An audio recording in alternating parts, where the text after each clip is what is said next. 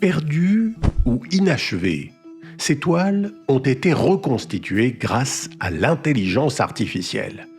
Mais vous allez voir que ce n'est pas toujours une bonne idée. L'expulsion des Morisques est une œuvre du célèbre artiste espagnol Diego Velázquez. Il l'a peinte en 1627, sauf que ce n'est pas elle que vous voyez, car la toile a été détruite dans le gigantesque incendie du Palais Royal de Madrid en 1734. Des centaines d'œuvres signées Léonard de Vinci, Raphaël ou Jérôme Bosch ont alors disparu. Les fameuses Ménines du même Velázquez ont miraculeusement survécu, arrachées à leur cadre et jetées par une fenêtre. Mais de l'expulsion des Morisques, il ne reste qu'une description faite par le peintre et écrivain Antonio Palomino quelques années avant l'incendie, et ce portrait, une étude préliminaire du visage du roi Philippe III, réalisé par Velázquez en 1627. C'est sur cette base que l'artiste espagnol Fernando Sánchez Castillo a travaillé pour redonner vie au tableau en s'appuyant sur l'intelligence artificielle. Il a réalisé d'abord ce croquis basé sur la description écrite, puis il a demandé à l'IA de générer les éléments du décor, l'architecture, l'arrière-plan, les rideaux.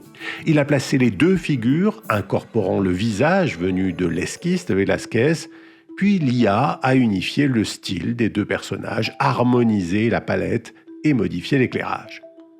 Sánchez Castillo travaille depuis de nombreuses années sur la place des événements et des figures historiques dans notre imaginaire. Pour lui, cet exercice n'est pas un travail de restaurateur et d'historien, mais simplement la récupération d'une image qui appartient à l'imaginaire espagnol. Il en a réalisé une vidéo où l'œuvre sort de l'ombre. El cuadro que yo he imaginado que tendría esta forma, pero que está abierto también a los comentarios y a las investigaciones de los expertos. Mais la démarche n'est pas toujours aussi réfléchie. Ainsi, un internaute, un jeune étudiant baptisé Donald, a eu l'idée le 31 décembre 2023 de compléter 7 œuvres signées Keith Haring.